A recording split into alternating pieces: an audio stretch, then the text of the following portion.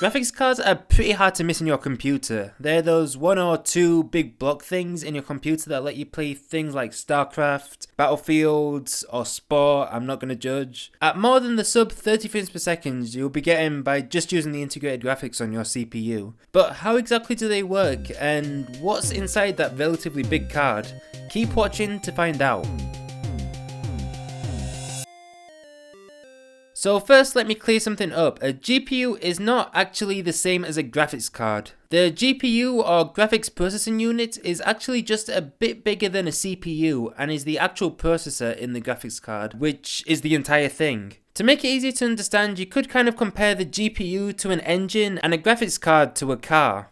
That's also why different graphics cards can have the same GPU, they're just different companies' takes on making housings for the GPUs. Alongside the GPU in the graphics card, there's VRAM, that actually stands for Video Random Access Memory, and yes, it does pretty much the same thing as the normal RAM in your computer does. The VRAM stores all the graphical stuff that will need to be processed by your GPU. In case you don't know what the computer's RAM does, it basically stores all the data that needs to be processed for the CPU. Alongside that, there's the VRM or voltage regulator modules, and as you could probably guess, they just regulate the voltage that's going to your GPU so it gets the right amount. But a big portion of the graphics card is actually just used for cooling it though, with most of it being for the GPU itself, although the VRM does sometimes need a heatsink too if it gets hot enough to need one. The GPU has what are like two heat sinks that are linked by tubes that pull away the heat from the GPU and out into the air. The fans that you can see in a graphics card are then used to pull the air out of the graphics card, and that's basically how they're cooled.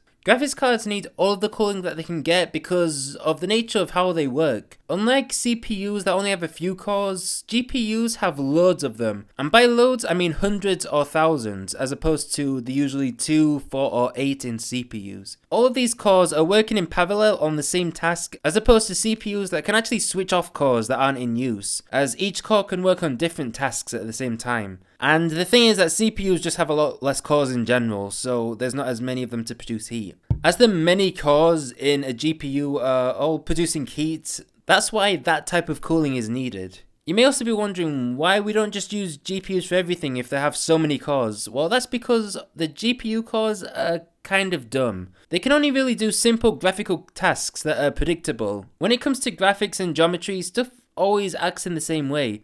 When a light hits an object at a certain point, the shadow is always going to be in the same place on the floor, and moving a few vector points from one area to another is something that's done the same way every time. A CPU, on the other hand, has a few really intelligent cores that can do a wide range of tasks, from playing music to letting you type a document. To give an analogy to it, it's kind of like having loads of people working across an assembly line and a few doctors working on a cure for some disease. One is a complex task, another is a repetitive, simple one. You wouldn't want to switch them around because a few doctors on an assembly line would probably get overwhelmed by all of the tasks that they have to do, and all the non-doctors wouldn't know where to start with curing the disease, even with their massive numbers. Also, by the way, no offense to anyone working on an assembly line, I'm not calling you all dumb, don't worry. So that's basically what a graphics card is, but before I end this video I'm going to touch on integrated graphics. So they're basically a small part of the processor that's used for graphics. On the Intel side they call it Intel HD, and on the AMD side they call it Radeon. These are kind of like mini GPUs in a CPU that are obviously a lot less powerful and also have to share RAM with the CPU, so they don't have their own dedicated RAM.